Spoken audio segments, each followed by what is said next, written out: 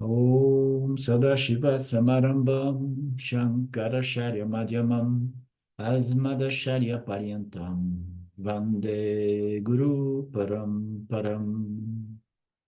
Ishvaro Guratmeti Muti Beda Vibhagine Vyomabda Vyapta Dehaya Dakshinamurtaye Namaha Sava Vedanta Siddhanta Gocharam Tamagocharam Govindam Paramanandam Satiguru Pranatoshmaham Om Shanti Shanti Shanti Om Namaste.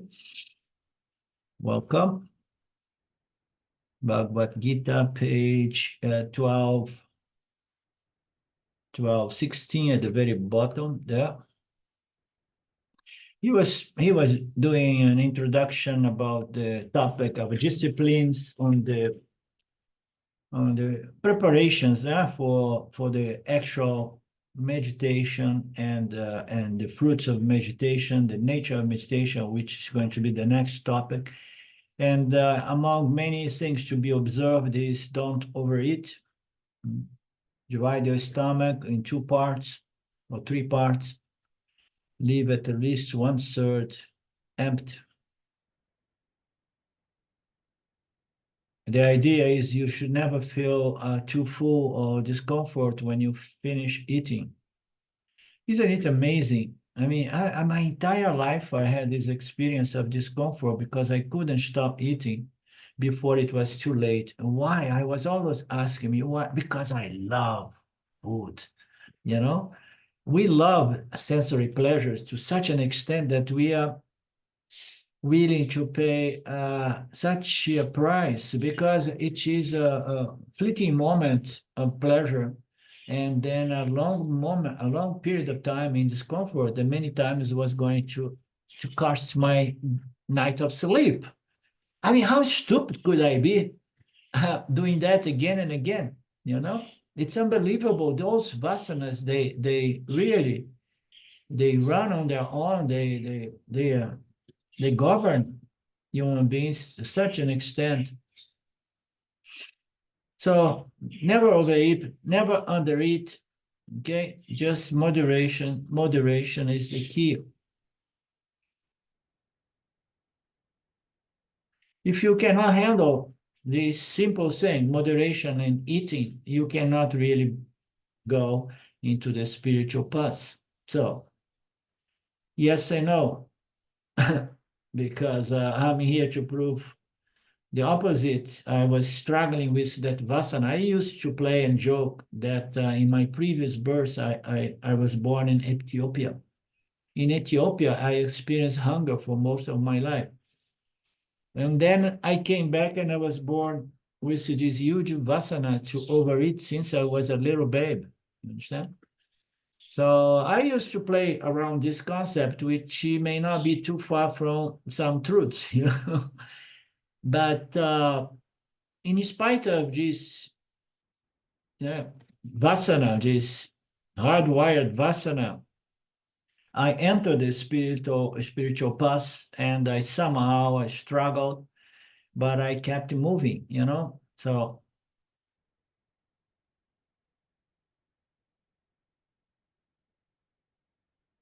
again, no fasting, no excessive fasting.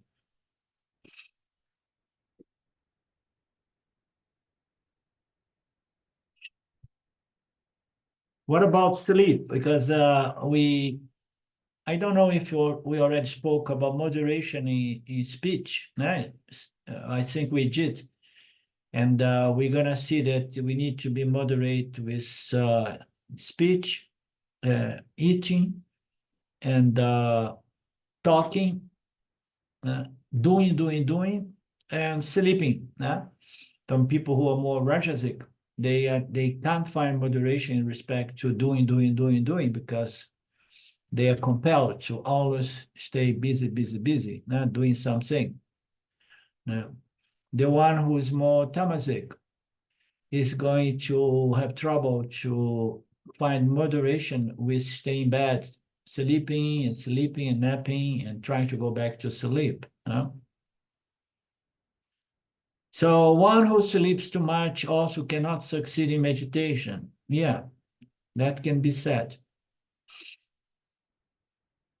It's more difficult to meditate if you cannot control your eating vasana, your talking vasana, your sleeping vasana, and your doing vasanas.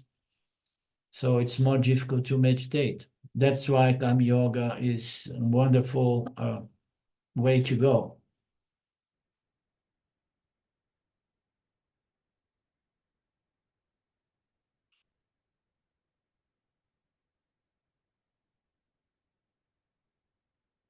And as we know, if we're not getting enough sleep as well, the body knows that you are behind with your sleep, and then anytime you close your eyes to meditate, the body is going to think that you want to sleep, and then the body is going to put you to sleep. That's you are signaling, you are closing the eyes, and then people who are deprived with sleep and they want to meditate, they try to meditate with open eyes.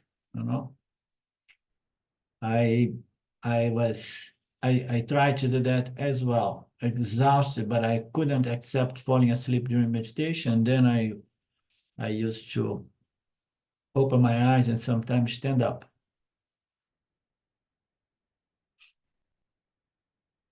Otherwise, you will sleep in the class. Yes, it does happen often in my class when I have people around me here or somewhere. Give the system its due, the body-mind. It varies from individual to individual and aging. So I'm aging now. I'm doing okay with 6-7 hours of sleep. You understand? When we are young, we need more hours somehow. Depends also upon constitution. Yeah. One of the most unfortunate things nowadays is that most people are not being able to have a regular, normal sleep, and they take sleeping pills. The sleeping pills are highly addictive. I hope none of you take it because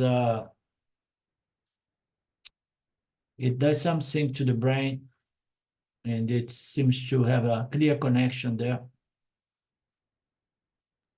There's been some research that taking sleeping pills can lead to dementia, Alzheimer's, things like that. My father lost his second wife about 20-something years ago. And it was such a shock because since very young, he married my mother. And then before he was living in a crowded environment because he was poor, living in someone's house because his father died when he was 5. And when she died, he remained alone, and he was suffering so much because he did not know how to be alone. He never tried that in his life. He couldn't sleep.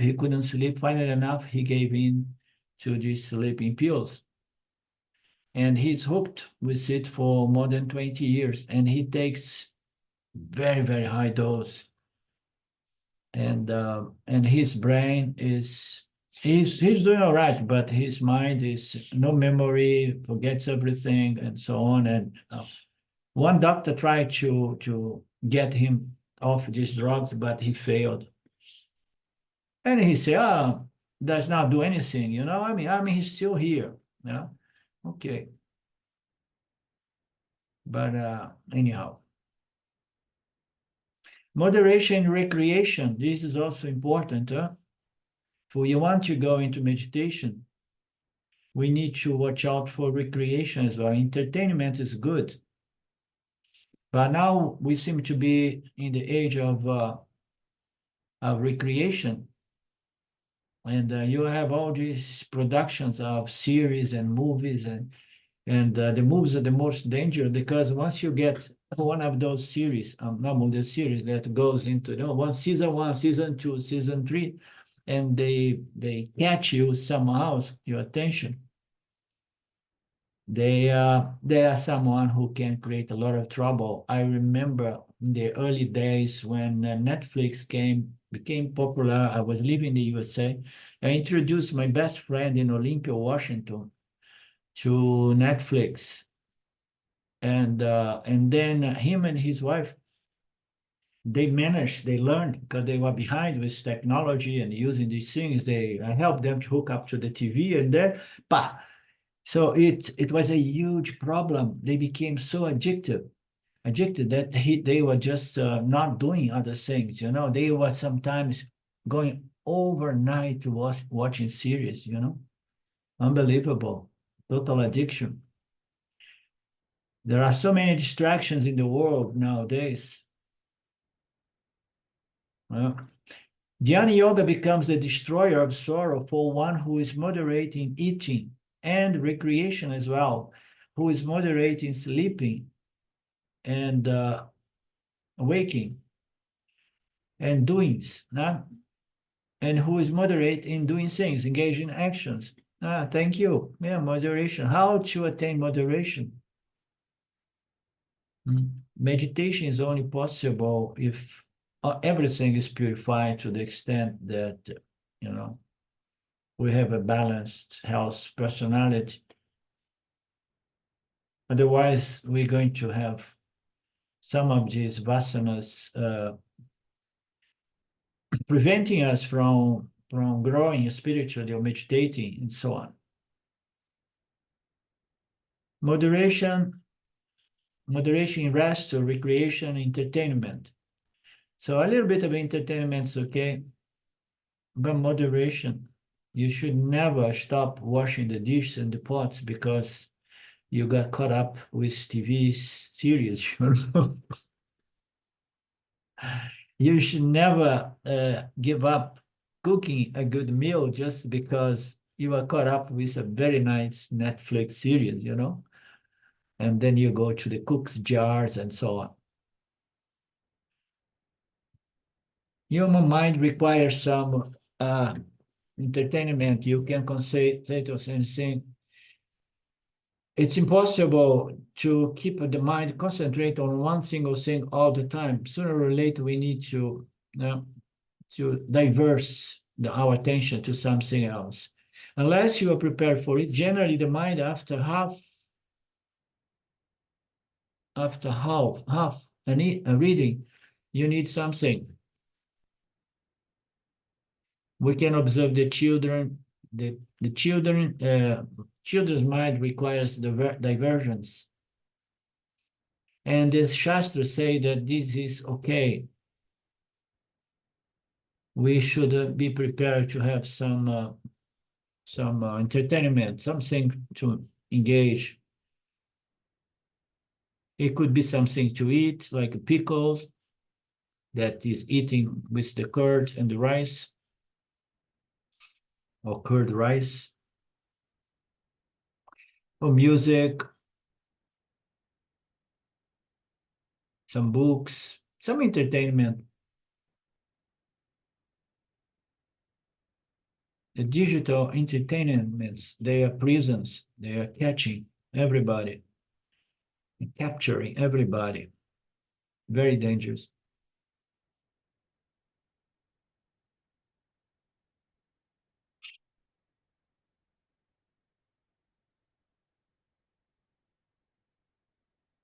That's why they say principle of TV is news, entertainment, and education. But the problem is what? Education channels is never used, and entertainment channels, they are dominating the TVs in every house. Let me share you another passage of my life. When I, in Brazil, I was used with the Brazilian TV before I left Brazil when I was a young man. And and the TV channels in Brazil, they were horrible, they were just very poor, more or less like in the USA, with a lot of Brazilian novel I would say pop opera. Yeah. Yeah. Yeah. So it was very stupid, the channels in Brazil. And then I moved to Germany, to Europe, and then I ended up in Germany, associated with my first guru, living in one of his communities in Hamburg. And I was amazed to see that the TV there on those days, 1982, I believe, the TVs there, they have one or two or three channels, and they were not on all day and all night like in Brazil. In Brazil, you could turn the TV even 24/7. But there, no, it was certain times in the afternoon, evening, and most were educational channels. I was like, wow, no wonder Germany is such a cultured nation, now has changed big time. But in India as well, the education channels, nobody uses anymore. They turn on the TV on those stupid channels and they leave it on.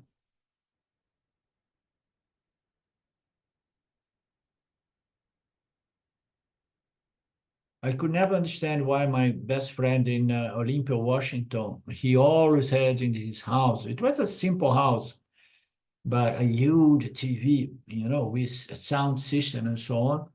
And he used to leave it on all the time, 24 hours a day. He could never turn it off. I think just the background of a sound.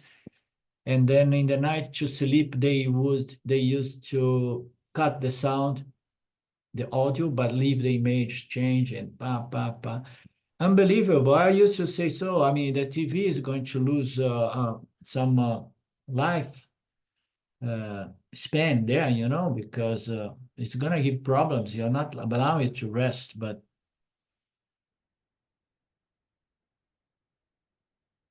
and then he brings some simple psychology here, moderation. And it says that in our old world that goes to Italy and France, France was big in this. Family would be spending time together. Children should come to the table to eat together. Husband, wife, everything, okay? What would stick the family together is time together. And in most cultures around the table, nowadays, it's still present in France. So Silvia has two brothers living there, and I know that there is still very important to sit together around the table, and the children of both brothers of Silvia, they are not allowed telephone and anything except for 1 hour, 2 hours a day. And they live still a little bit. I think France is one of those nations that's still resisting a little bit from this angle. You need to ask, that is again priorities confusion. To be together, spending quality time together is extremely important. Gita, no time. Nobody has time for the Gita, for the Upanishad. I mean, they don't have time for the family. Just imagine for spirituality. They don't know what is the value, of association with God, family, and the scriptures. There is a total indiscrimination, lack of discrimination or confusion in regards to one's priorities in life.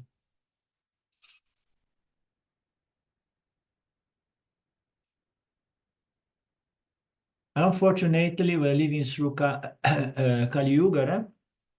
And the scriptures are not prominent at this time.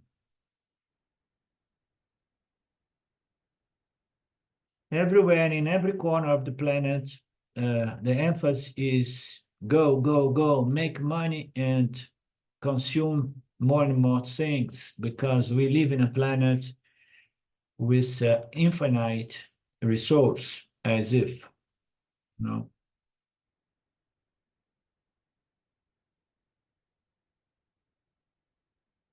So it is terrible, says Swamiji, because nothing else is being present to the new generations. Our scriptures constantly say that it's not to be all and end of all of life.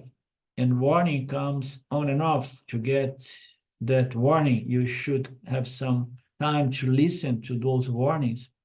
But people do not even have time to listen to the gurus and the scripture.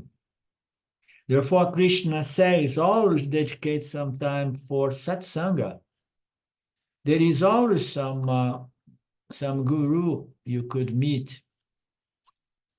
The guru will remind you of the scriptures, of the study of the scriptures. If you don't find a guru, go in the internet and try to find some teacher who teaches the scriptures, or go to some ashram. Do something.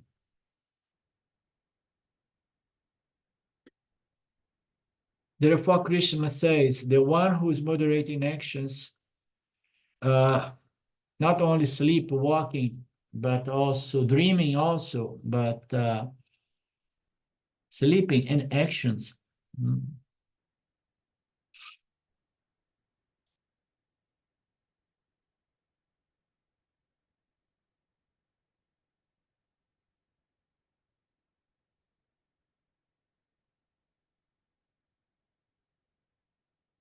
So he is just reminding us the importance of balance, of moderation. Well, I mean, the bottom line here is that every human being is a biological organism, such as a computer programmed by one's vasanas, or habits, or tendencies, addictions here and there. So the whole goal here is to try to master those vasanas or tendencies that somehow are preventing you from growing, developing. No, we don't have free will. The vasana is running the show. No, we always have this free will, which allows us to override our vasanas, All the time we can, okay, no, I have done it long enough. Now it's time to stop. Oh, I'm failing. It's okay, but I know I need to stop, and I will stop.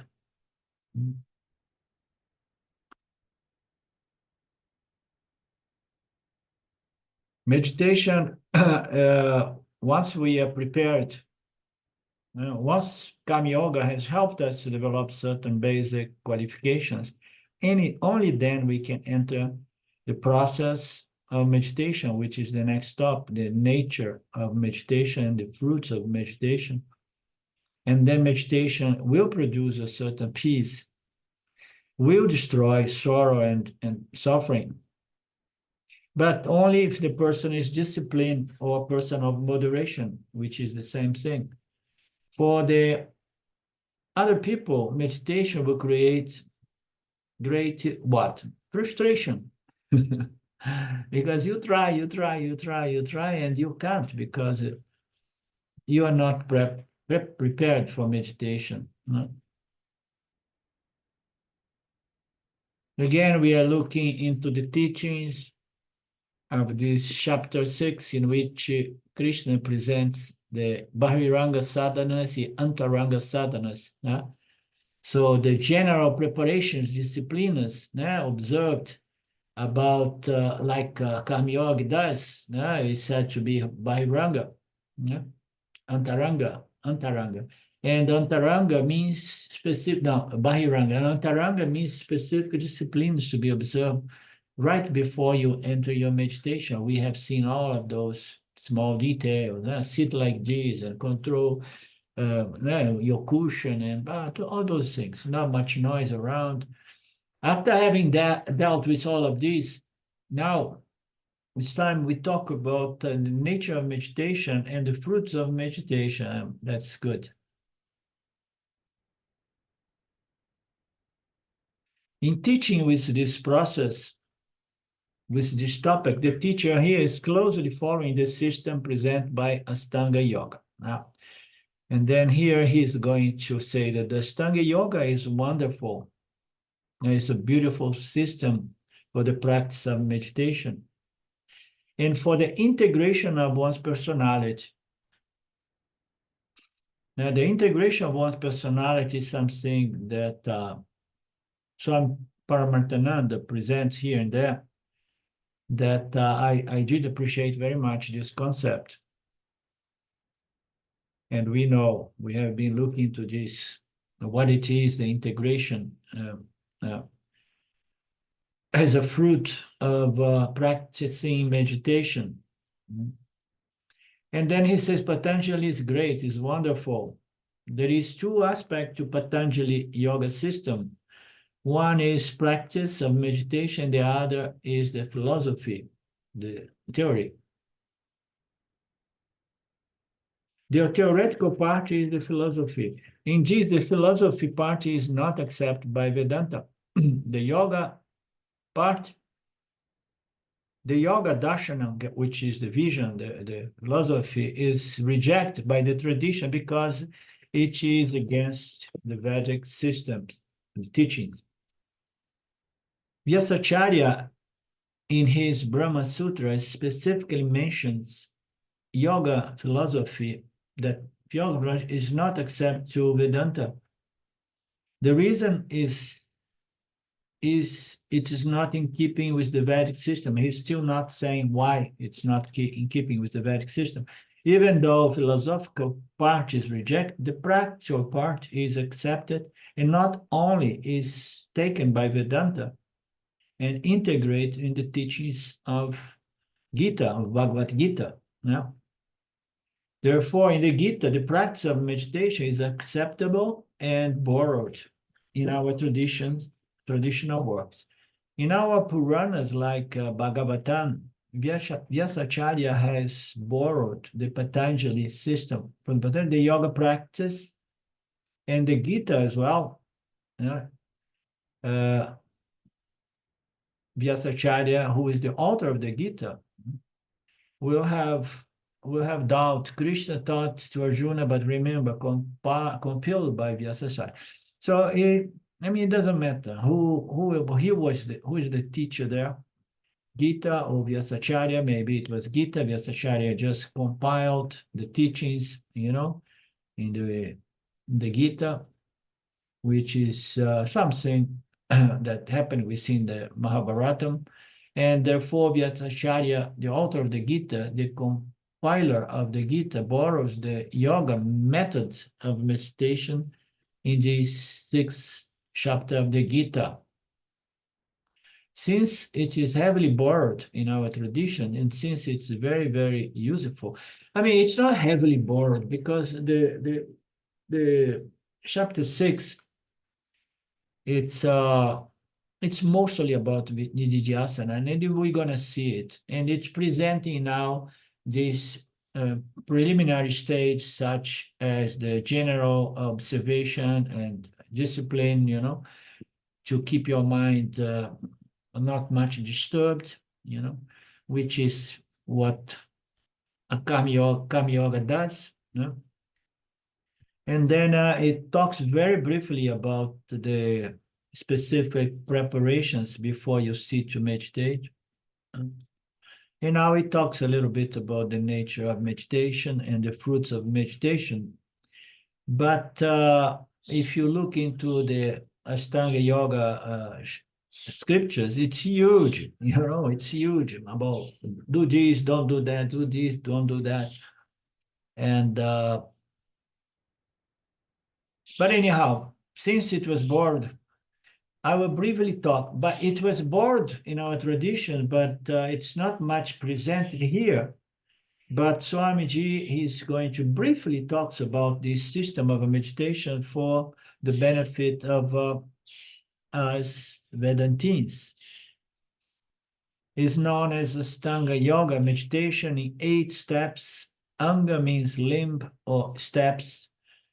It's a wonderful system for integrating the whole, the entire personality, because it takes care of the physical personality, of the mental, the physical, the mental, the prana personality. There is pranayama, all the levels, intellectual as well. No? So we're going to find Ramji used to say something very nice, a personality which is geometrically balanced, which has a good balance from a geometrical standpoint. Everything in its place and every function of the mind or the subtle body is doing its part without, stepping on one another. No? Geometrically balanced, say geometrically displaced or something. It also takes care of Dhyana and Baba. A wonderful integrating system, highly appreciated. Shankaracharya talks about that as well. The first is called Yama, the second is Niyama. These two steps take care of our way of life, which can be taken as Bahiranga Sadhana. Yeah. So we need to observe Dharma, okay? Dharma. So if you want to observe Dharma, you have to be careful with certain things which are going to violate the Dharma. No? And then you have to observe things that you must do in order to observe Dharma. Sometimes you can think by omission, sometimes by doing actions which are in violation. So these are the two steps, Yama and Niyama. Take care of our way of life. With our way, because of way of life determines our makeup, mental makeup. We have seen that if we don't really live a life observing behavior, conduct, the way we conduct. If we don't do that, we're going to produce mental disturbance. Yeah. So we need to observe those things. Our lifestyles determines our mental makeup. If you are a highly reacting type of person, if you are a highly react type of person, your mind is generally restless, and therefore when you sit for meditation, you cannot meditate. As simple as that.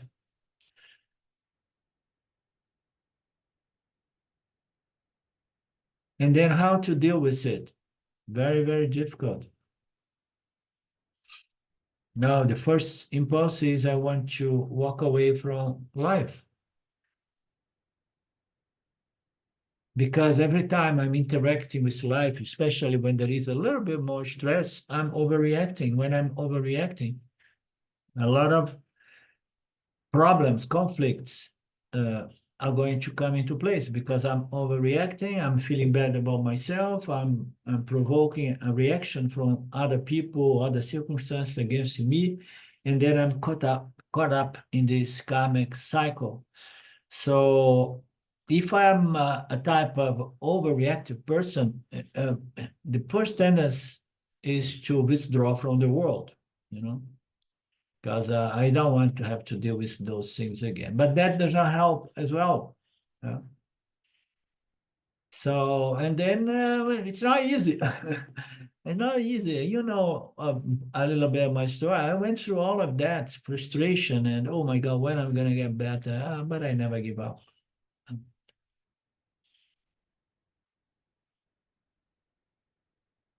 Therefore, we have to we have to discipline our general lifestyles, which is called yama and niyama.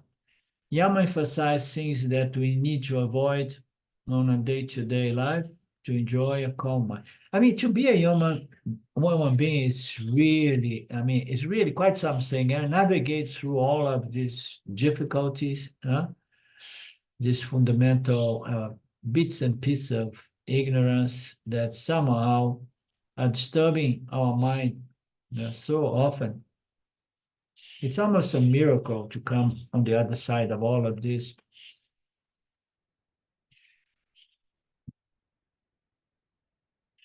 In simple language, we need to observe the do's and the do-nots. In fact, I recently talked about that in the New Year's talk in New York. Oh, Swamiji, you went to New York and you did not tell us. He talked about the 10 commandments of Hinduism, which is the 5 don'ts and the 5 do's. Patanjali talks about the 5 don'ts in the yama, first stage. We know the ahimsa is the most important, yeah, which is a universal law, never hurting others if you don't want to be hurt.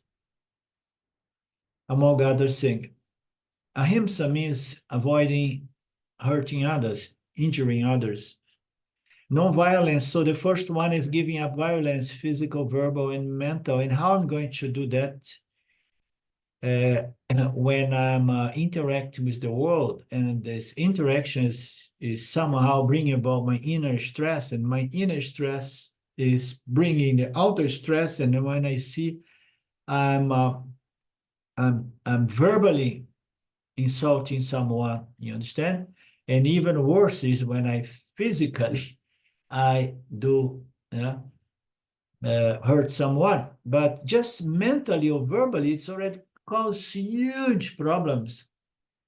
Huge problem, this violence due to impurities. Why we should give up violence? Why? Why not? Why? Because when we take to violence, the environment gets disturbed, and when the environment is disturbed, it gets back to us. Everything comes about. We should remember the world is a mirror. This is a nice insight. The world is a mirror.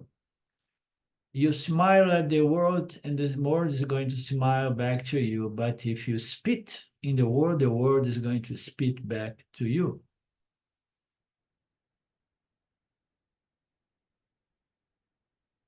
What you do to the mirror image will do back to you. Always remember, world is a reflection or a mirror.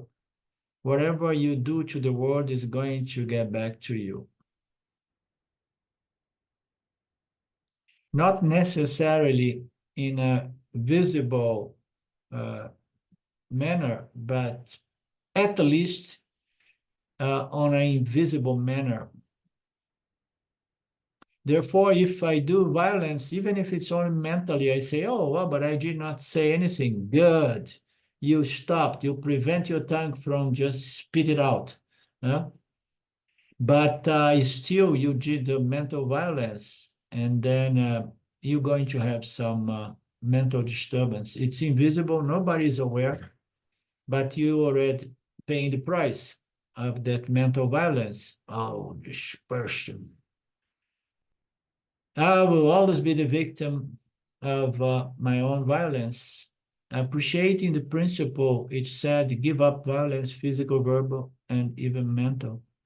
So this is the first thing not to do. Violence, hurting others, do not do that.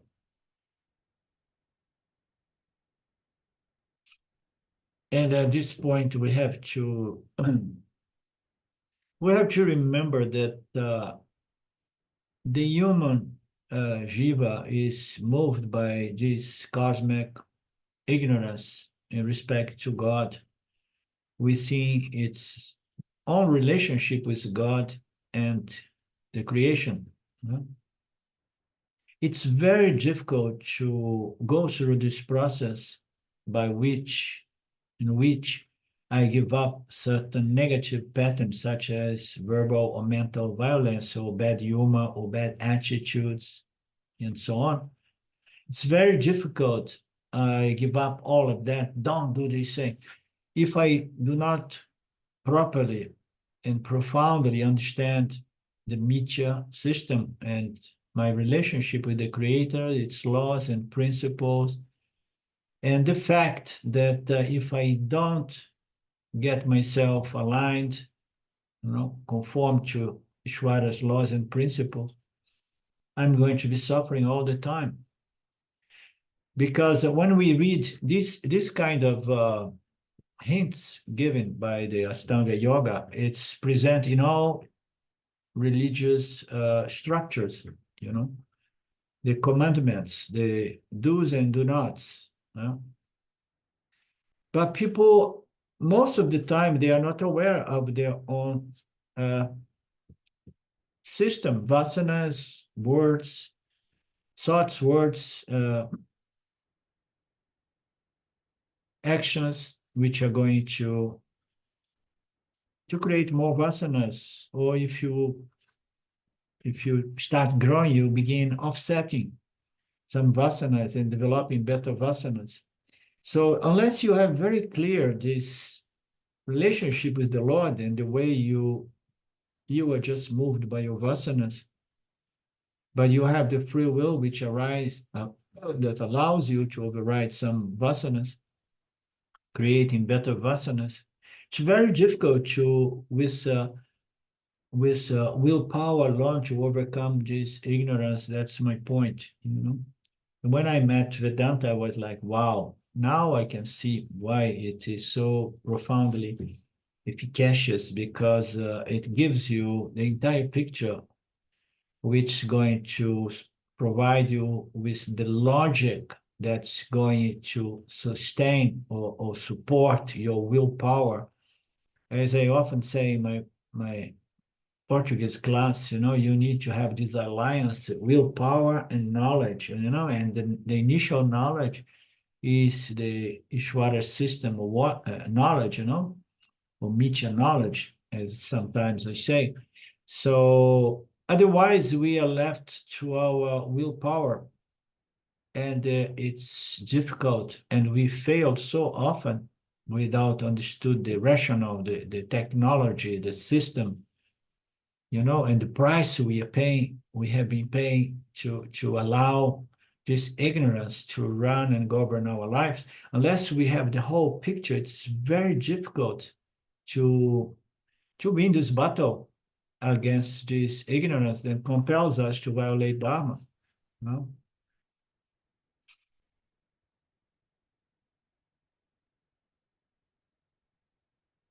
That's the beauty of Vedanta. The second one is Satyam. Be truthful. Don't lie. Don't deceive.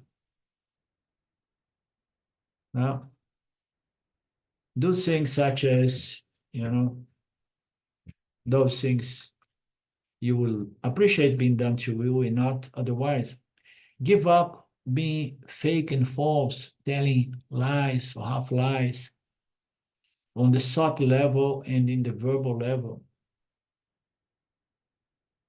And then he goes here into some details. Never possess anything which does not legitimately belong to you. Any unfair deal is stealing. This is so nice to hear, because we see people trying to cut the deal, as they say in the USA, to the best of one's own interest and advantage. When you see that the other is weak, and then you have leverage to somehow get away with an unfair deal because the other is weak. You understand, Lynn? So it's so common, we see it in the world. And that dharmic person somehow has a sense that prevents the person to be unjust and unfair with others, because even unfair deals is a form of stealing. Yeah. This is something that for some reason I always had in my heart. I've always tried to find a fair deal with everybody I worked with, as employees or even associates. I always try to find a a fair deal. Any benefit I get through any unfair deal, that benefit comes under a stolen benefit, a dharmic benefit, whether the other people recognize it or not. When you come to third world countries, people do not even recognize that they are being exploited. You understand? They don't recognize. You have to bring to their attention, no, I'm not going to do this and this because this is not unfair. I have had it so far with my employee here. And I offer him things that by law I should not offer, but I offer, and I tell him because I find what the law has determined to be unfair. And the guy looks and says, okay. You understand? It's an inner thing to be fair and just with others, because you don't want others to be unfair and unjust. And if others are unfair and unjust with you, so be it, because it's their problem. But I don't want to be unfair and unjust with others. If somebody deserves a certain salary, and if I do not give what he deserves, this is stealing. Comes under stealing in my karmic account. You understand, Philip? It comes under stealing. If you say that you did not steal, Bhagwan will say that, no, nothing escapes my wisdom. I know that this is stealing because you did not pay a proper salary to that person. So therefore, stealing did not mean actually going somewhere and stealing, but take advantage, take any benefit through a certain unfair means. So give up stealing on any of these levels. Brahmacharya means giving up the inappropriate attitude toward the opposite sex. If it is a male, the male should give up all inappropriate attitude toward the female. This is so big in the world and very big in India. Very big. And similarly, the female should give up all the inappropriate attitude towards the male, which is not very common in India. I'm sorry, Swamiji. That will come under brahmacharya, giving up inappropriate relationship with the opposite sex.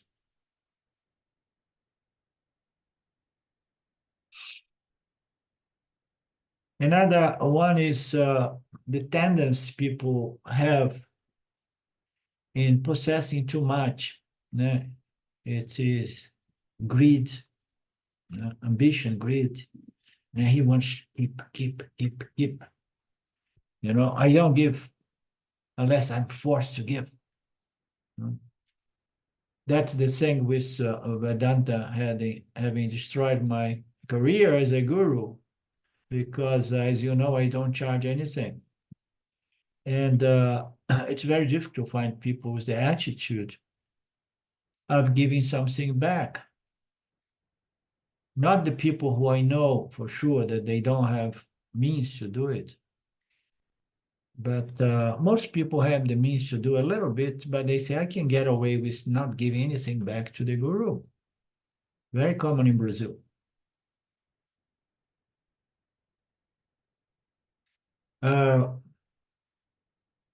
Even if I'm legitimately earning according to descriptions, even this earned wealth, I should be moderate about that. There is no point in accumulating too much. The wealth is good to be shared, to be brought back into the society. When there is no sharing, there will be stagnation of wealth.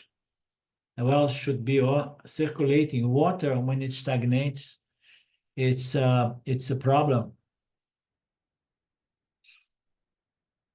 What happens with the stagnation? The wealth stagnate in the hands of the rich, who becomes super rich, and then super billionaires, and now super trillionaires are coming.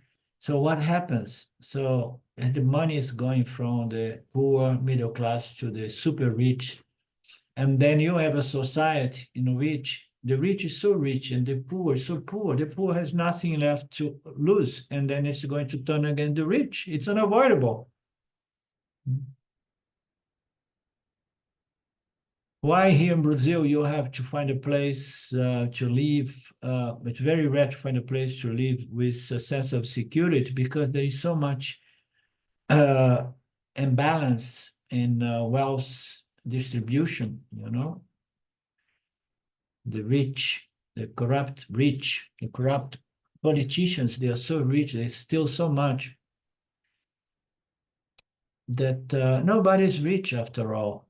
What is the purpose of having so much if you have to live like here in Brazil? The super rich have to live in small prison. They call it condominiums.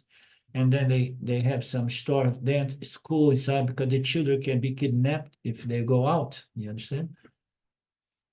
So it's a prison. Nobody wins. This in the cities, in the big cities, no? Wealth has to be distributed to the poor as well. No possession in excess. These are the 5 don'ts. Then comes the 5 do's.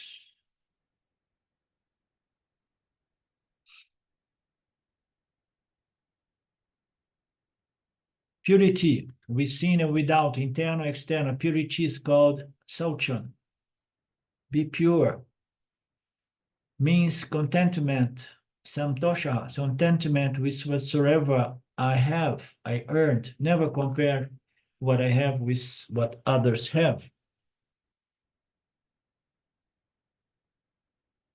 Never compare.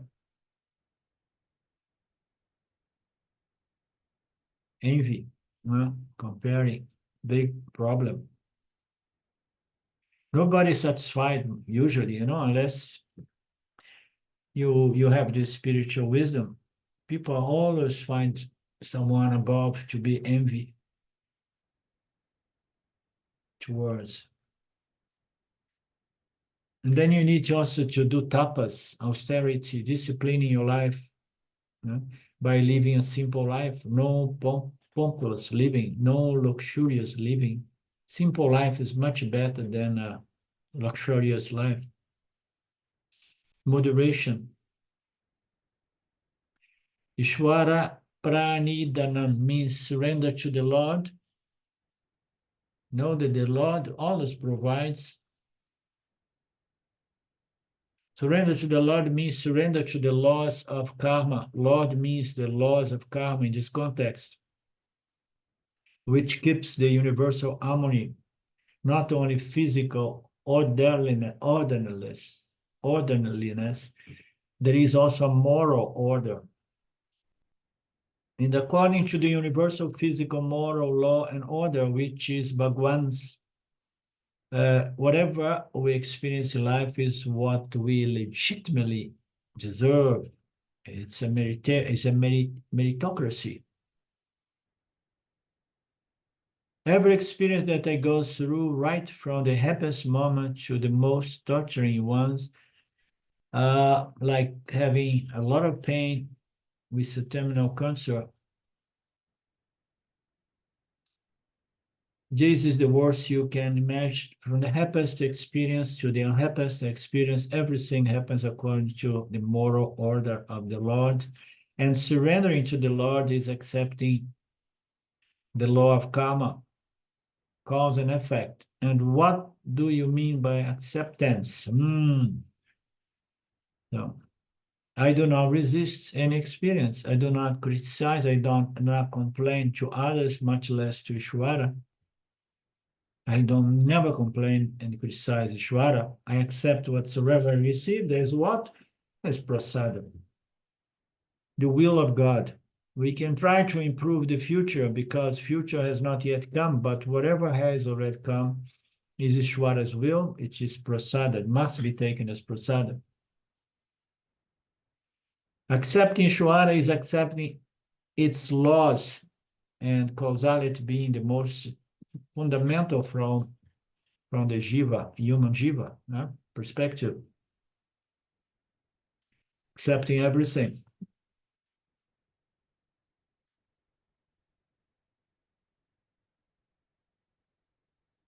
Never complaining. Never complaining. I'm surprised sometimes that some people can never get over certain patterns, such as complaining about everything. So it's not just accepting in an irresponsible manner. No, what do you mean then by acceptance? You may ask whether I like it or not, I have to accept it. You need not advise me to do that, because what cannot be cured will be cryingly saying this, okay, I accept this. What can be cured has to be endured. What cannot be cured can be.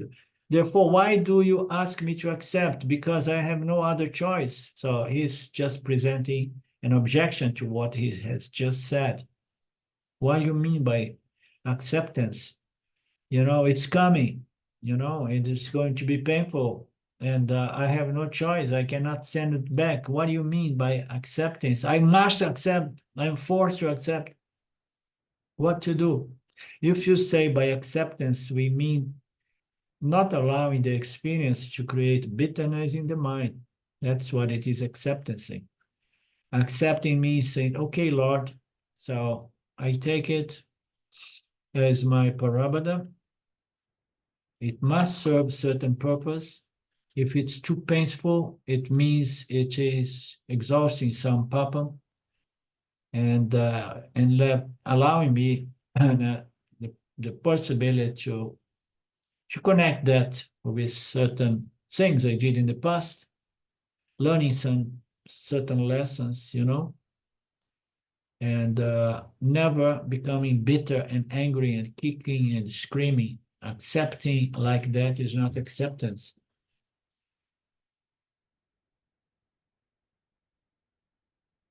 It has affect me and not to me. So jealous, hate, anger, inferiority complex, do not allow these things to take place in your mind.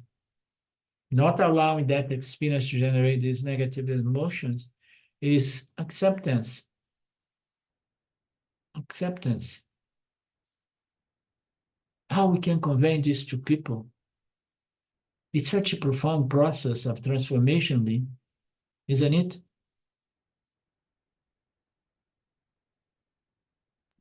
And it all depends on really assimilating a certain understanding. Of course.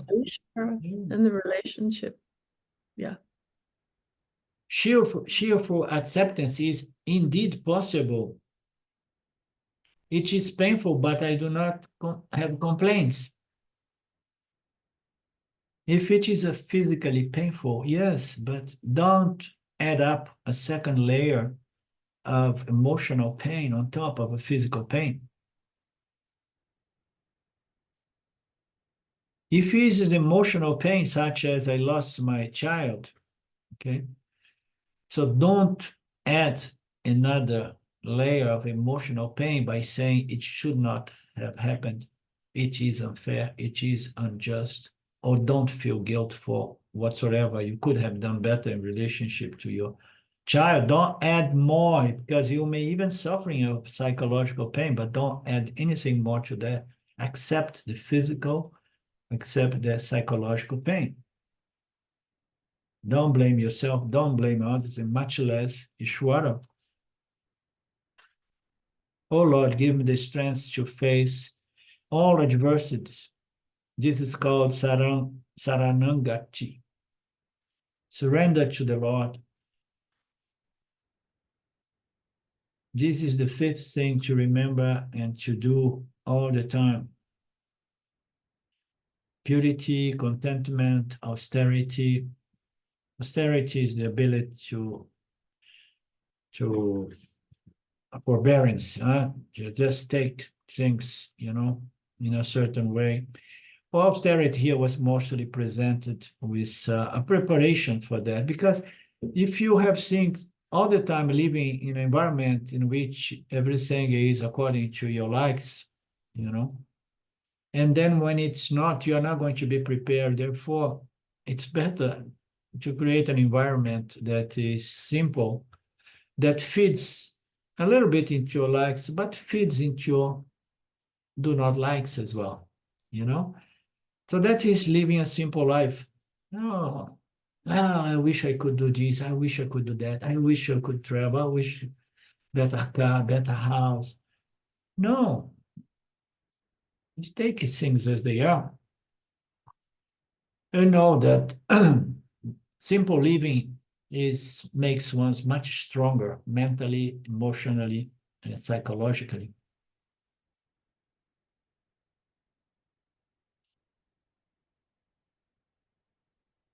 Of these five niyamas, the last three niyamas put together is known as Kriya Yoga, which is another name for Karma Yoga. So Tapa, Ishvara, Pranida, Nani, Kriya Yoga. So there is one institution which is propagating Kriya Yoga in America. It's very popular. They call it SRF, Self-Realization Fellowship or something. They use the word Kriya Yoga. Kriya Yoga is nothing but a thing taken from Patanjali's Yoga Sutra. And according to Patanjali Yoga Sutra, what is Kriya Yoga? Tapas plus Karma Yoga. Ishvara Pranidhana is equal to Kriya Yoga, which is called in the Bhagavad Gita Karma Yoga.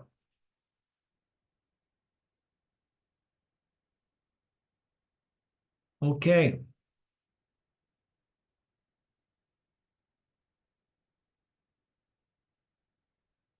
In the next class of the Gita, he is going to touch why the vision, the philosophy of Patanjali is not accepted by Vedanta, but not today.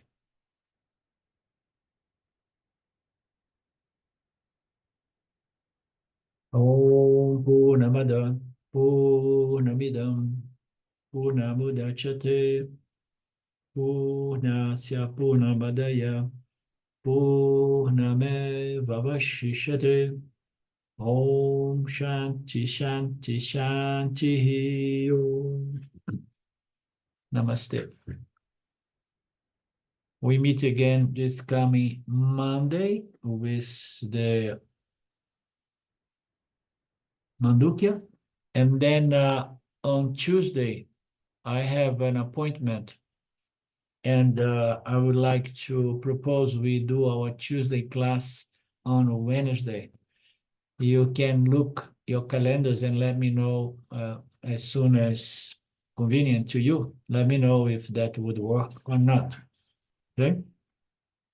And then Monday and potentially Wednesday. Namaste. Okay, thank you, Arlindo. See you next week. Thank you. Bye-bye. Bye now.